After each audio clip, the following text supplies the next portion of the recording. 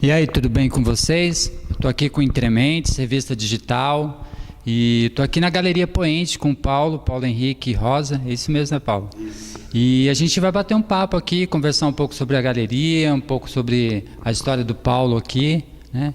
E a primeira pergunta que eu vou fazer para o Paulo aqui é... Paulo, você trabalhou bastante tempo numa empresa privada, né? E você falou que o grande sonho seu era abrir uma galeria, né? O que eu queria saber de você, para a gente começar o nosso bate-papo aqui, da onde surgiu esse sonho seu? Você já, nesse período que você trabalhava, você visitava galerias em São Paulo? Você já tinha uma relação com a arte? Da onde veio essa ideia de ter uma galeria? Bom, eu trabalhei 35 anos na Johnson, sou engenheiro químico formado e, em paralelo, eu sempre toquei a fotografia. Então, eu cheguei a ter estúdio de fotografia, eu participava de salões, de editais, de exposições. Então, eu penso que a galeria é um processo a partir disso, desse desejo de ser artista, de ser fotógrafo, de querer expor. E são poucos espaços existentes, né? E muito artista, tem muito artista. Então a concorrência é bem desleal. E há muito tempo eu frequentava galerias, museus, espaços culturais. Então acho que já fazia parte, desde a minha adolescência eu fazia esse tipo de programa.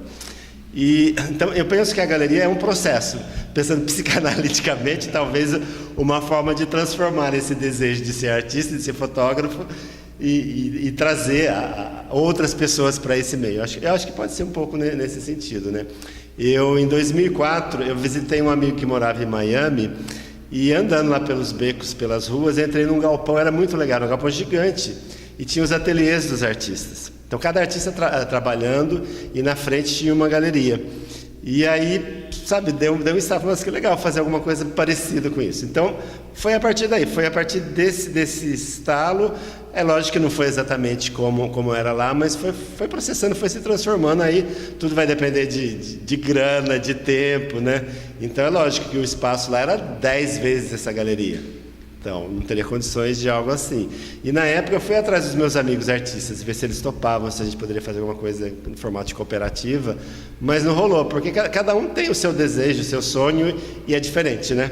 Então eu tive que tomar uma empreitada assim meio sozinho mesmo, né? Foi assim, aos poucos, né? Então é um projeto de pelo menos, eu acho que talvez uns 15 anos, foi 2004. Eu comprei aqui, era uma casinha velha, caindo aos pedaços em 2010. Foi um preço super em conta, na época ainda era barato imóvel, né? Aí ela ficou parada até 2016. 2016 eu demoli a casa e comecei a construir. Então a gente começou a construir no final de 2016, sem dinheiro nenhum, sabe assim, levanta a parede e corre atrás para ver o que faz. E aí em 2019, no começo de 2019 ficou pronto. E a gente abriu a galeria no final de 2019, e aí em 2020 veio a pandemia, né? Então agora o ano passado até que a gente teve bastante atividade, mas esse ano tá bem legal, tô indo para a 7ª exposição já, então tá bem. Eu queria seguir um pouco nessa linha, Paulo, que a galeria, se eu não me engano, se eu não estou equivocado, vai completar 3 anos, é isso? Já completou? Dia 27 isso, agora, né? em setembro. Agora já vai completar 3 anos, né? E tem um estudo que fala sobre empresa, vou colocar assim, que geralmente os 3 primeiros anos são os mais difíceis, assim, para você manter e realmente chegar naquele equilíbrio e conseguir ir adiante, né? Eu queria que você falasse um pouquinho, assim, das dificuldades, né, que você está tendo até aqui, né, e fizesse um paralelo também, assim, até onde você avançou com a galeria, o que mudou, né, como que está esse processo hoje, como que você vê isso? Bom, quando eu abri a galeria eu trabalhava ainda, então eu era funcionário da Johnson, então uma boa parte do meu salário vinha para cá. Então no primeiro ano de galeria realmente eu punha bastante dinheiro. E aí eu me aposentei, então quando eu aposentei aí secou a fonte, né? Então eu comecei a buscar os mecanismos, como é que eu faço para sustentar uma exposição, porque as pessoas não veem, né? Quando você chega na galeria está tudo na parede, mas a pessoa não tem ideia do que está por trás da produção, né? Toda a despesa que tem com isso. E São José, como é a única galeria, isso mostra que nós não temos mercado em São José, então a gente talvez esteja começando a desenvolver, a criar esse mercado, então é um processo para bem longo tempo, né? Então eu estou pensando nos editais. Então o ano passado a gente teve um edital do Fundo Municipal, a gente fez uma exposição no início desse ano pelo Fundo Municipal da Cultura. Depois, esse ano, a gente teve uma do PROAC, que foi a da Célia Barros, aí ela foi aprovada no PROAC, e a gente fez a exposição. Essa atual, que é a Cristina Suzuki, fez a mentoria e a curadoria desses jovens artistas, também é um projeto do PROAC que ela teve aprovado. Então, são os mecanismos que a gente vai descobrindo. Então, para eu entrar num projeto como galeria, realmente eu tenho que ter 2 anos de existência, 2 anos de CNPJ e 2 anos de endereço. Os projetos, seja do PROAC ou do Fundo Municipal, têm alguns editais para espaços independentes. Então, a galeria se caracteriza como um espaço independente. Mas, para isso, tem que ter um portfólio, um currículo, endereço, CNPJ, tudo isso. Eu lembrei também de um artista, ele falava assim, quando eu penso em arte, na época ele falava, eu tiro o talão de cheque do bolso, né? E hoje a gente vai pensar em arte, a gente tira o cartão de crédito do bolso, né? Porque realmente é assim, né? Então, essa pergunta que eu fiz é exatamente por isso, porque...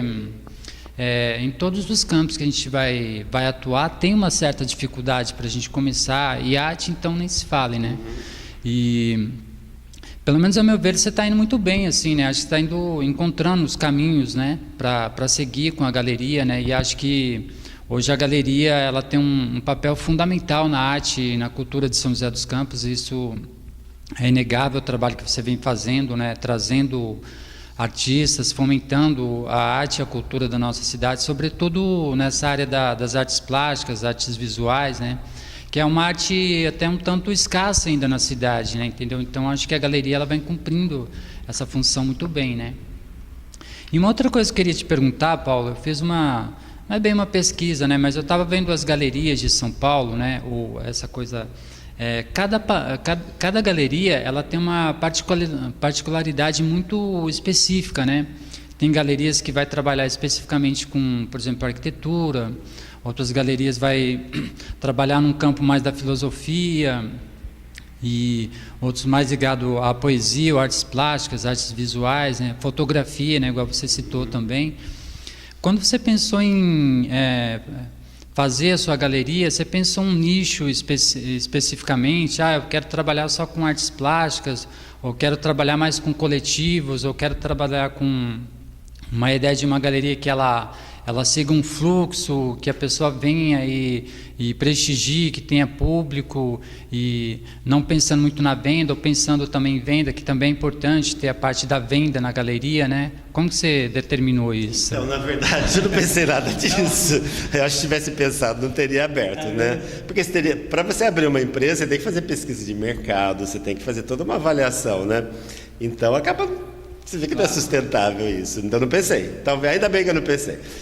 Teve um galerista de São Paulo que foi um consultor por um período, então ele me deu um monte de dicas, me ensinou bastante coisa, mas essa parte financeira ele não falou também. E aí eu comentando com uma amiga artista, ela falou assim, olha, ele não falou porque se ele falasse você ia desistir. Porque ele chegou a ter galeria, ele fechou, ele ficou alguns anos com a galeria, fechou. Aí ele mudou o projeto para uma galeria itinerante, enfim. Você vai buscando os caminhos, né?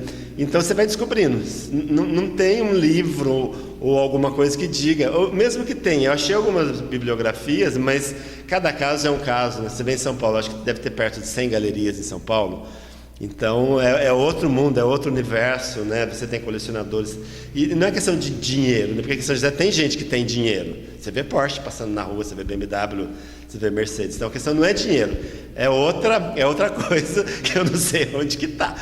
Mas, enfim, então eu estou meio que descobrindo isso, sabe? A ideia era ser uma galeria de arte contemporânea, isso é fato. Eu queria trabalhar com artes. Fotografia eu trabalhei muito pouco. Mesmo eu sendo fotógrafo, o fotógrafo ele tem muito lado comercial. Quando eu falo comercial, não é de vender fotografia, mas sim fotografar. É um fotógrafo de eventos, de festa, de estúdio. Então, o fotógrafo que trabalha como a fotografia arte já é um nicho muito restrito, né? E a fotografia nos últimos anos tomou um caminho bem diferente também. Então, uma fotografia para uma exposição não é uma bela fotografia, uma paisagem, um pôr do sol. Isso não é uma fotografia que entra numa exposição, é outra pegada, é outro tipo de preocupação. Então, esse tipo de pesquisa, aqui em São José, poucas pessoas fazem, tem algumas começando a fazer. Então, enfim, eu estou meio que descobrindo, meio desvendando, vendo, olha, o que eu posso expor jovens artistas. É legal, porque você dá oportunidade para eles, mas pensando agora comercialmente, porque a galeria tem que vender. A galeria... aspas, é uma loja, é o espaço, tem cultura, tem sim, mas tem que vender porque é o que paga as contas. Então o jovem, o preço é mais baixo e vende-se menos. Eu até brinco, olha, quem compra é seu pai, seu irmão, seu tio, seu amigo. Já um artista mais consagrado, ele já tem algumas pessoas que, enfim, que conhecem o trabalho, que já compraram, tem colecionadores. Então eu tenho que intercalar isso, olha, vou expor um jovem, mas eu tenho que expor uma pessoa já mais consagrada. Então, isso eu descobri também, eu não sabia disso, né? Por exemplo, se eu trago um artista de São Paulo, já trouxe artista de São Paulo, que não veio ninguém na exposição. Por quê? A pessoa é bairrista? Não é que seja bairrista, as pessoas vão na exposição do artista que ela conhece. Então, se eu trago um artista, pode até ser um artista conhecido em São Paulo, conhecido no meio das artes visuais, que já é um nicho, né? É um mundo muito restrito. Ele não vai ser conhecido do grande público, né? O grande público conhece Tarsila do Amaral, que está no máximo, conhece Adriana Varejão, que está na Pinacoteca. Mas outros centenas de artistas, talvez tão bons quantos, as pessoas não conhecem, porque ele não está na mídia, né? Então tem isso. Então é tudo um caminho que tem que ir descobrindo e desvendando e tentar. Eu fiquei tentando criar fórmulas também, né? Para vender. O que vende? Numa exposição funcionava uma coisa, na próxima já não funcionava nada. Aí na próxima, então não consegui criar essa fórmula também. Mas o que eu percebi é isso, olha, eu não posso trabalhar só com jovem, mas eu não posso também só trabalhar com um cara consagrado, porque a gente nem tem tantos artistas assim que já tem essa trajetória na cidade, né? E um artista, ele não consegue fazer mais do que uma exposição por ano, ou a cada 2 anos, porque ele tem que estar produzindo, né? Então, enfim, tem que ir descobrindo e pesquisando. Mas eu comentei sobre isso, né, Paulo, uma ocasião com você, que eu falei que esse intercâmbio entre os artistas que estão começando e os artistas consagrados é muito legal, assim, né? E exatamente por essas questões que você trouxe, né? Agora tem uma questão muito legal da sua galeria, Paulo, que pós-pandemia, né, vamos colocar assim, o Paulo, ele vem, até faço um convite, né, o pessoal que vai assistir depois o Entrementes aí, visitar a galeria, até para a gente desmistificar aquela questão que eu vou entrar na galeria, eu tenho que comprar uma arte, né? Tem muito isso, né, Paulo? É tudo caríssimo, né? Que a ideia que as pessoas têm, né? Existe, um preconceito realmente, né? De achar que não é para mim. O que eu vou fazer naquele espaço estranho com gente esquisita, né? Então, tem isso, as pessoas passam, eu vejo aqui na frente, a pessoa passa, olha, o pessoal até torce o pescoço, vai olhando, nossa, uma galeria, mas não entra, então, você quase tem que caçar a pessoa na rua, né? Então... E aí o lance legal, né, Paulo, é que você vem promovendo aqui na galeria, né, workshops, né, palestras, né, vernissagens, aí tem as exposições, aberturas de exposições, né? Tudo isso é muito interessante porque, de repente, aquela pessoa que tem, né, essa visão de que ela só vai entrar na galeria se ela tiver que comprar alguma coisa, de repente, quando ela vem no workshop, vem numa vernissagem, e aí tem um encontro com os artistas aqui, ela começa a perceber que ela pode também ser uma apreciadora da arte, não necessariamente, né, vir aqui comprar uma arte também. Isso é importante porque o público também dentro de uma galeria, né, ele tem uma importância fundamental também, né, dentro desse processo todo que você está comentando, né? É engraçado, ontem eu estava fazendo um curso em São Paulo na Funarte e foi falado exatamente isso, sobre o público, né? Porque a arte sem o público, ela não existe. O artista, ele faz a obra dele, fica na casa dele, ok, ele até pode fazer isso. Mas se ninguém vê, é como se ela não existisse, né? Na história, se caiu uma árvore na floresta e ninguém vê, ela não caiu, porque quem sabe que ela caiu, né? Então tem isso, tem que fomentar, tem que trazer gente. Então o que eu tenho percebido é exatamente isso, eu tenho que fazer atividades na galeria para trazer público. Eu tenho conseguido, por exemplo, a exposição do Gucci, ele acho que deu mais de 200 visitas, né? Para uma galeria pequena é bastante gente, mas tem que ter, então você tem que ter um monte de eventos, tem que ter a abertura da exposição, aí tem que ter uma roda de conversa com o artista, tem que ter oficina, e depois o finissage, que é o fechamento da exposição. Só nesses eventos que tem público. Fora isso, a galeria nem precisava ficar aberta. Inclusive, eu até estou pensando em rever os horários da galeria. Porque eu fico aberto o dia inteiro aqui, vem uma pessoa, quando vem. Agora, nos eventos, não. Você fez um evento, você pontua, aí as pessoas aparecem, né? Então, também são coisas que eu fui descobrindo. Essa abertura que teve agora, por exemplo, estava, nossa, super lotado aqui. Foi um evento, assim, muito, muito bacana, assim. Tinha muita gente aqui na galeria. Que 200 pessoas vieram, porque que assinaram o caderno tem 100 e tantas assinaturas. A maioria não assina. quando é casal, um só assina, o outro não assina. Então, eu calculo que é o dobro do que está assinado ali. Mas como foi uma coletiva também, e para muitos deles era a primeira exposição, então traz pai, mãe, tio, gente que jamais pensou em pisar numa galeria. Que nem, é muito louco, que as pessoas, como é que eu faço? Que roupa que eu vou? Sabe, as pessoas às vezes elas não sabem como se portar, é como se tivesse uma forma de se portar, um tipo de roupa específica, né? Então nesse aspecto é legal, uma coletiva assim com jovens, porque são pessoas que jamais pisariam nesse espaço, né? Existe essa áurea também sobre a questão da galeria, né? Como você vai se comportar, como você vai se vestir também, né? Isso é uma coisa que vem lá de trás também, mas é interessante pensar, você falou uma galeria contemporânea, né? Já muda totalmente esse foco também, né? As pessoas acho que não entenderam muito bem essa questão também, né? Agora, uma coisa que eu queria te perguntar, Paulo, toda galeria, né? Acho que todo trabalho de arte, e aí entra a questão do artista, né? Que acho que tem muitos artistas que talvez não entendam isso ainda muito bem. Você tem todo um aparato ali para ter uma galeria, né? Então você tem que ter uma curadoria, você tem que ter as pessoas que cuidam para fazer a montagem, produção, pessoal de designer que vai fazer o trabalho de divulgação, né? Tem que ter pessoal de imprensa para fazer essa divulgação também, para as pessoas virem na exposição, né? E até onde eu sei, você faz isso, você é muito orgânico, né? Você faz muita coisa você mesmo, né? E como que é essa relação sua e como que você administra a sua galeria? Bom, quando eu abri a galeria, como eu falei no início, eu trabalhava na Johnson ainda, então eu tinha pouco tempo para estar aqui. Eu tinha 2 funcionários, tinha um estagiário, tinha uma funcionária para receber o público, tinha uma agência de publicidade que me ajudava, então a agência cuidava dessa parte de artes gráficas, Instagram, Facebook, e tinha uma pessoa de produção que cuidava das oficinas. Aí quando veio a pandemia, né, tudo isso foi fechando, parando, né, e eu me aposentei. Então aí realmente eu tive que cortar tudo. Aí eu comecei a fazer tudo, então eu tive que aprender, cuidar do Instagram, fazer artes e até assessoria de imprensa. Eu aprendo muito vendo as pessoas fazerem, né? Por exemplo, nas primeiras exposições eu trazia um pintor para cuidar da parede, porque cada exposição você fura a parede, você põe parafuso, põe prego, tira as obras, você arrebenta com a parede, aí tem que trazer uma pessoa para pintar. Então, eu via ele fazer, eu aprendi a fazer. Então, hoje, depende da verba, né?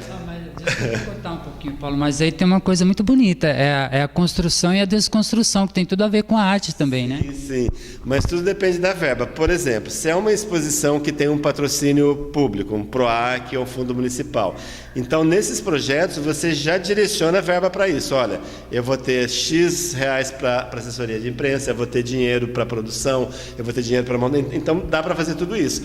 Agora, uma exposição que não tem nada disso, olha, é um artista que eu convidei e não consegui verba para nada, então eu faço tudo, literalmente tudo mesmo, às vezes até a faxina na galeria, sabe? Você vai somando isso aí, R$200, quando você vê isso aí chega em 10 mil assim, facinho. Então, uma exposição, quando a verba é muito baixa, eu faço tudo. Por exemplo, a exposição do Gutlich, a gente conseguiu um patrocínio privado, uma construtora, então ele ajudou com uma verba para a gente imprimir os convites. Aí a parte de artes gráficas, os alunos do Gutlich, ele tem alunos que trabalham com essa parte de identidade visual. Então eles criaram tudo. Então eles criaram toda a parte de arte, de convite, tudo. Aí eu mandei imprimir. Montar na parede. Vieram 2 alunos.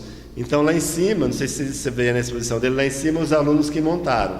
Aqui embaixo eu comecei, aí eu precisei sair para fazer algumas coisas, eu estava com a estagiária e tinha um aluno dele que já tinha participado de montagem, eles que montaram. Então, assim, cada caso é um caso. Essa da Suzuki, essa atual, já teve verba do PROAC, então deu para a gente já ter um profissionalismo maior, vamos dizer assim, porque acaba sendo um certo amadorismo, né? O ideal seria você ter um curador, você ter um montador, aí inviabiliza o negócio, aí esquece, fecha e vai fazer outra coisa. Você está falando que você tem alguns profissionais que involuntariamente, dentro das suas áreas, acabam contribuindo, né? Somando, né, com a galeria, né?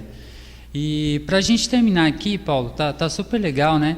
Mas para a gente terminar, eu queria que você falasse sobre a sua área técnica, que é no primeiro piso aqui em cima, que eu acho que é muito legal, quando eu vi a primeira vez, achei super bacana. O Paulo, ele tem a parte de cima, ele tem uma área técnica, onde fica as artes, os artistas que já exporam, alguns artistas doam as artes ou deixam para venda. Na verdade, eu chamo de reserva técnica. Porque o pessoal fala, é um acervo. Eu falei, não é acervo porque não é minha, não são meus. Nenhum trabalho ali é meu. Então, quando passa a exposição, e isso é coisa recente também, que eu fui descobrindo. Antes não existia. Lá era meu estúdio de fotografia, quando eu abri a galeria, e até o ano de 2020 inteiro. Era meu estúdio de fotografia. Mas como eu não estou fotografando, eu desativei o estúdio e eu comecei a conversar com os artistas. Cada exposição que passa, eles me deixam algumas, 2, 3, 4, depende do tamanho da obra, para ficar ali. É como se fosse um showroom. Tá, então veio uma pessoa querendo comprar de fato, aí pensando bem comercial mesmo, olha, você é arquiteto, você está querendo comprar uma obra, ou uma pessoa quer pôr uma obra na casa dela para decorar. Ali eu tenho pelo menos uns 20 artistas. Então, eu gostei desse artista, não dessa obra específica. Eu monto o portfólio desse artista e mando para a pessoa. E é então legal a ideia é essa, é um mostruário, vamos dizer assim. Não, mas é legal porque é bem variado, né? Sim, sim. Aí dá até uma possibilidade para quem quer comprar a obra. Tem uma variedade bem grande e ela vai se identificar com essa ou aquela obra, né? Um pouco diferente de uma exposição que de repente tem um assunto bem específico ali, né? Sim. E para a gente finalizar, Paulo, eu queria perguntar para você as suas expectativas, né? Daqui para frente a galeria vai completar 3 anos, né? Você tem alguns projetos em vista? Como você vê o Brasil, as suas expectativas do Brasil daqui para frente também, relacionado à questão da cultura, da arte, até na questão da sua própria galeria, da manutenção da galeria? O que você pensa sobre isso? Bom, eu não sou uma pessoa de criar muitas expectativas com nada, viu? O pessoal até brinca, eu sou muito frio, eu sou bem capricorniano mesmo nesse sentido. Bem, enfim, eu curto as coisas à medida que elas vão acontecendo, então eu curto todo o processo. Então, quando eu comecei a construir a galeria, desde o primeiro tijolo até ela pronta, eu fui curtindo.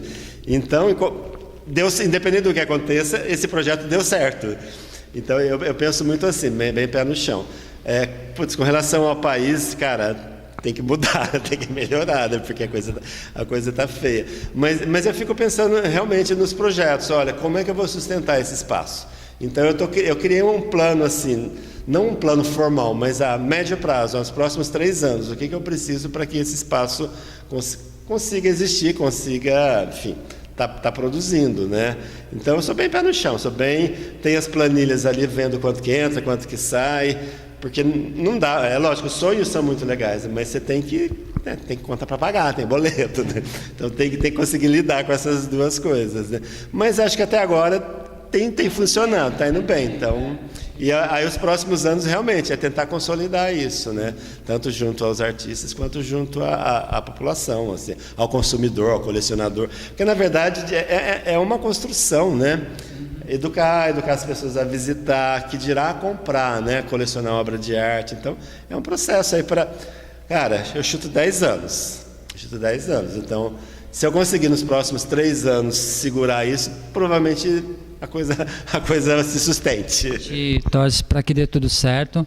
Então eu quero agradecer aqui o Paulo Henrique e pela gentileza, né, de receber aqui o Intermentes aqui, revista digital de cultura, e por esse bate-papo aqui, Paulo. Vida longa a galeria, né?